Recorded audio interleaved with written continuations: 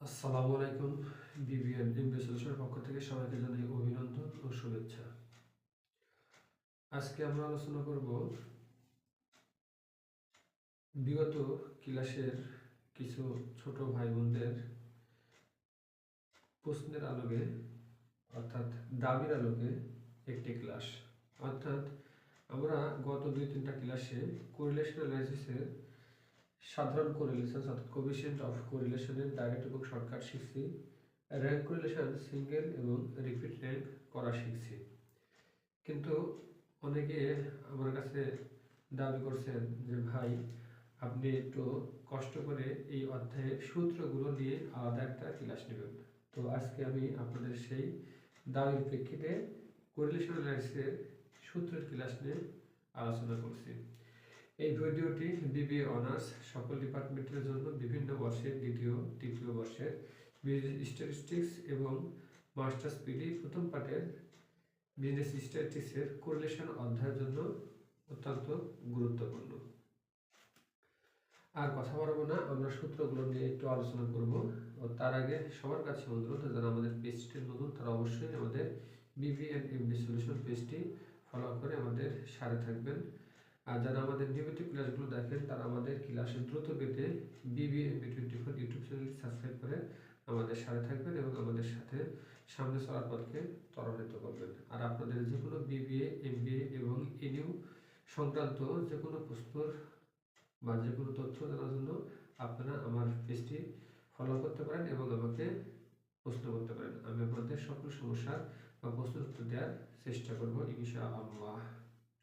আর কথা বলবো না, আমরা এখন সরাসরি আমাদের হোয়াইট বোর্ডে এই কোরিলেশন অ্যানালাইসিসের কিছু সূত্র, যে অঙ্কগুলো আমরা করছি আর যে সূত্রগুলো অধ্যায়ের অত্যন্ত গুরুত্বপূর্ণ সেই সূত্রগুলো তুলছি, জাস্ট একটু আলোচনা করব। কোরিলেশন অ্যানালাইসিস প্রয়োজনীয় সূত্রাবলী। 1 নম্বর সূত্র যেটা আমরা লিখছি সেটা হলো coefficient of correlation direct method.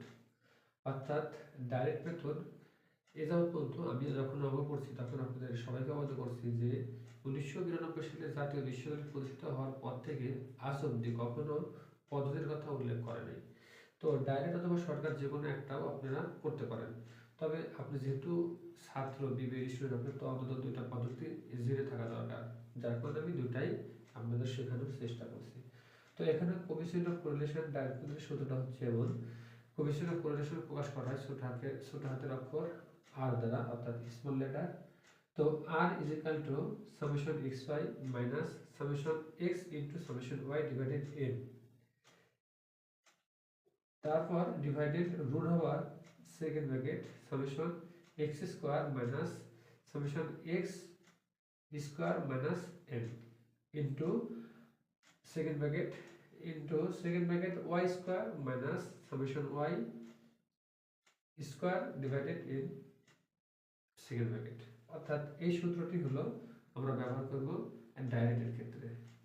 যদি আমরা অঙ্ক করি ডাইরেক্ট পদ্ধতিতে কেবলমাত্র সেই ক্ষেত্রে আমাদের এই সূত্রটি ব্যবহার করব। দ্বিতীয় নম্বর সূত্রে আমরা আলোচনা করছি coefficient of correlation shortcut method. আমরা যখন মেজারেজ অফ সেন্ট্রাল টেন্ডেন্সি বা মেজারেজ অফ ডিসপারশন করছি তখন আমরা শিখে আসছি যে শর্টকাট করতে গেলে আমাদের ডি নির্ণয় করতে হয়। তো সেই ক্ষেত্রে অবশ্যই আমাদের সূত্রে কি হবে, ডি এর ব্যবহার হবে।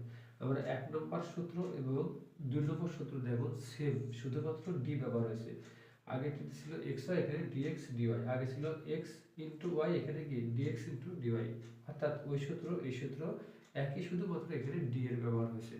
আর প্রশ্নে আমাদের কিভাবে ডি ব্যবহার করতে হয় সেটা তো আমরা শিখেছি। এই সূত্রগুলো প্রয়োগ করার জন্য নির্দিষ্ট কি আছে, ছক আছে। আমরা যেহেতু অঙ্ক করছি, আপনারা অঙ্ক দেখছেন, ঠিক ওখানে আমাদের অঙ্ক তুলে অঙ্ক ছক করে এই সূত্র প্রয়োগ করে সমাধান করা আছে। আশা করি এই ক্লাসে যারা প্রথম দেখছেন তারা ওই অঙ্কের ক্লাসগুলো দেখলে খুব সুন্দরভাবে বুঝতে পারবেন। 3 নম্বর সূত্র হলো র্যাঙ্ক কোরিলেশন। র্যাঙ্ক কোরিলেশন 2 ধরনের। আমরা বলছিলাম যে সিঙ্গেল র্যাঙ্ক আর কি রিপিট র্যাঙ্ক। অর্থাৎ যদি একটি র্যাঙ্ক একবারই থাকে তাহলে সেটাকে আমরা বুঝাই সিঙ্গেল র্যাঙ্ক হিসাবে। আর রিপিট র্যাঙ্ক বলতে বোঝায় একই র্যাঙ্ক যদি আবার রিপিট করে অর্থাৎ পুনরাবৃত্তি করে তাহলে সেটাকে বোঝানো হয় রিপিট র্যাঙ্ক। তো র্যাঙ্ক কোরিলেশন যদি সিঙ্গেল র্যাঙ্ক হয় তাহলে সূত্র র্যাঙ্কে প্রকাশ করা হয় বড় হাতের অক্ষর আর দ্বারা, অর্থাৎ R is equal to 1 minus 6 summation D square divided N cube minus N. এটা হলো সিঙ্গেল র্যাঙ্কের সূত্র। আর 4 নম্বর সূত্র যেটা রিকলুশন ব্র্যাকেটে লেখা আছে রিপিট র্যাঙ্ক, অর্থাৎ পুনরাবৃত্তি, যদি র্যাঙ্কের পুনরাবৃত্তি ঘটে বা একই র্যাঙ্ক একাধিকবার থাকে সেই ক্ষেত্রে এই সূত্রের ব্যবহার হয়। তো এখানে এটার ক্ষেত্রে সূত্র কি, বড় হাতের অক্ষর R is equal to 1 minus 6 summation D square plus 1 by 12 into m1 cube minus m1 into plus 1 by 12 into m2 cube minus m2 into second bracket divided n to the power cube minus m। এখন কথা হলো এই m1 m2 আমাদের অঙ্কে যতবার repeat থাকবে ততই সূত্রটা বড় হতে থাকবে। আর এই রিপিট যে সংখ্যা থাকবে, যে কয়টি সংখ্যা থাকবে তার পাওয়ার হিসাবে আমরা কিউব ব্যবহার করব। যাই হোক, আমাদের এই সূত্রটি বাড়তে পারে, যত রিপিট থাকবে তত সূত্র বড় হবে, আর যত কম থাকবে তত সূত্র কম হবে। অর্থাৎ এ পর্যন্ত হতে পারে, এ পর্যন্ত হতে পারে, আরো ভর্তিতেও হতে পারে। এই ছিল হচ্ছে কোরিলেশন অধ্যায়ের সূত্রগুলি। এই সূত্রগুলোর অঙ্কই সাধারণত আসে। আপনারা যে যে রাইটারের বই ফলো করেন বা সাজেশন ফলো করেন, আপনারা দেখবেন যে এই সূত্রগুলোর অঙ্কই এগেন অ্যান্ড এগেন বারবার ঘুরে ঘুরে আসছে। তাই এই সূত্রগুলোর অঙ্কই আইডেন্টিফাই করলে আপনারা পরীক্ষাতে 100% কমন পাবেন।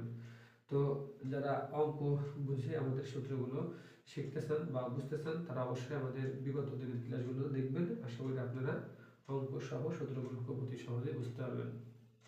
আজকে এ পর্যন্তই। সবাই ভালো থাকুন, সুস্থ থাকুন এবং আমাদের বিপি এন্ড এমবিএ সলিউশন পেজের সাথে থাকুন। আর অবশ্যই আমাদের ক্লাসগুলো দ্রুত পেতে বিবিএ 24 চ্যানেলটি সাবস্ক্রাইব করে আমাদের সাথে থাকবেন। সবাই ভালো থাকবেন। আজকে পর্যন্তই। আল্লাহ হাফেজ। আসসালামু আলাইকুম।